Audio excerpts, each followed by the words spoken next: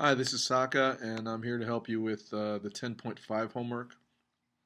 This is for honors. I'll do a separate one for regular, probably after I'm done with this one. Oops, that's my phone. Shut that off. Okay, for number one, here we're looking at the relationship between temperature and volume. So this is basically Charles's law, right? So V1 over T1 equals V2 over T2. And so they're directly proportional, right? So if the temperature increase, that means the volume should also increase since they're directly proportional. For number two, we're looking at the pressure of the gas. Same kind of idea here, but now we're looking at the difference between a relationship between pressure and temperature as opposed to volume.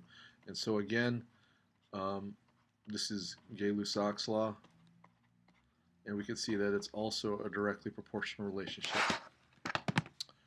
Okay, so we'll move on now to the next one. Erase and move down. Okay, for this one, for number three, here you're looking for the number of particles for 3.72 liters at STP. Remember, at STP, 1 mole of any gas has a volume of 22.4 liters. And remember, if it has a volume of 22.4 liters and it's 1 mole, that's equal to 6.02 times 10 to the 23rd representative particles. So P for particles. So this is how we would set it up. You have 3.72 liters over 1.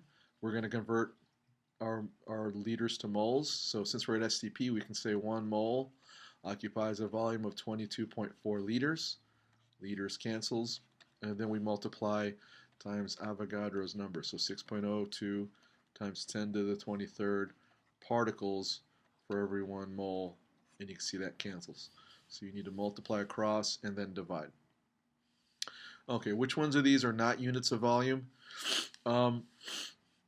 Just to go through, remember for pressure, if we're talking about units, it helps if I spelled it right, we're talking about ATM, MM, HG, torr, PSI, and KPA. For for um, for N, or the amount of gas, this could be expressed in moles, or it could be in grams, which we could convert to moles.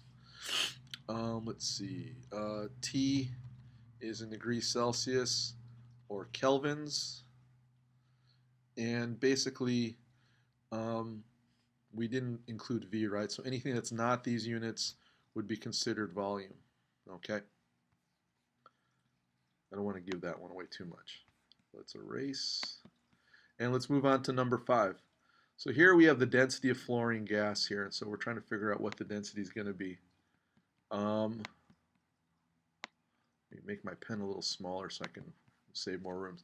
Let's say you didn't know the gas law for density. We can always start with PV equals nRT, right? And we know that N is equal to the M, the mass over the molar mass, which I'll call MM. And then what we can do is we can rewrite the gas law to PV equals mRT over MM. Remember, MM is molar mass. So if I want to solve for density, remember density is mass over volume. So what we can do here is do some algebra. And so what would happen is M over V, which equals density, equals, let's see, P times the molar mass divided by RT.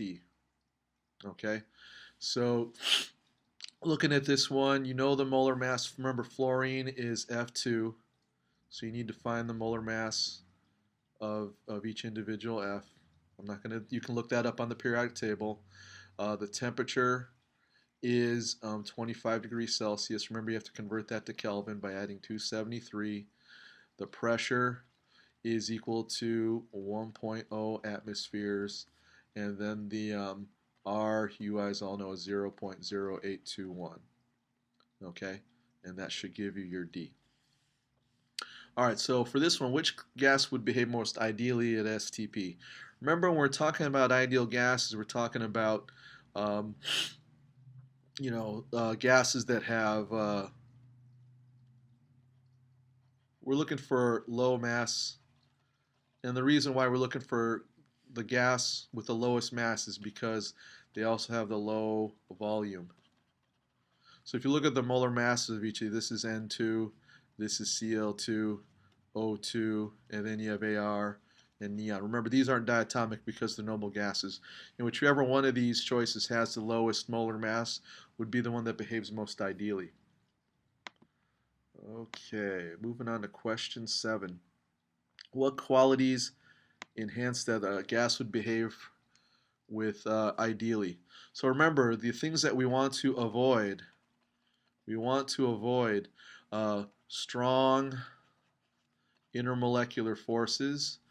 We want to avoid low temperatures, and we want to avoid high pressures because these forces tend to cause a phase change. So what I mean by that is it ends up transitioning from gas to liquid, which is something that as you get closer to a phase change, the gases tend to behave less ideally. The density of a gas, again, so if we go back to our original equation, remember D equals M over V, which, man, I can't remember it again, but it was, oh my God, I got to rederive it. So P, see, I don't remember either, equals M RT over MM. I need to see that again so I can remember. So, see, don't feel bad. So remember, it's P um, molar mass,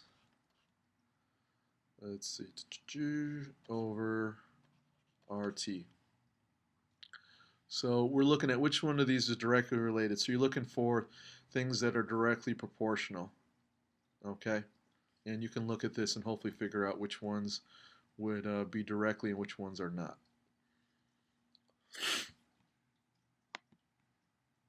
Okay, let's scroll down. Number 9 here. A student carries out a Boyle's Law experiment with a high molecular weight noble gas and low volume. The pressure doesn't come out as expected. Um, this is another thing you want to avoid for ideal gases, because if you compress a gas, it has a tendency to liquefy also. So the idea here is that it's probably close to transitioning from gas to liquid, so it is non-ideal, and if it's non-ideal, then it's not going to follow the gas laws very well. Okay, and so here we have again our another density question. So remember, I got to do it again because I don't remember. So PV equals M times RT over molar mass. So density, which is mass over volume, equals P times molar mass over RT. And so we have the density and we're solving for temperature, right? So density is 0.45. Um, the pressure is 650 millimeters of mercury, but we know we're going to have to convert this into atmospheres. So change to ATM. We don't know T, and because it's oxygen, remember oxygen is O2, so you're going to need that to find the molar mass. And so let's see, molar mass, P, R, and T. So R, remember, is our constant, 0.0821. So now you have all the variables you need to solve this thing. Okay. Last one, 11. So select all that are true. Remember, you need to remember the assumptions of the kinetic molecular theory. So I'm not going to go through that with you because you should have them in your notes. But remember, you need to know those, okay? And hopefully that's enough to help you all. And good luck.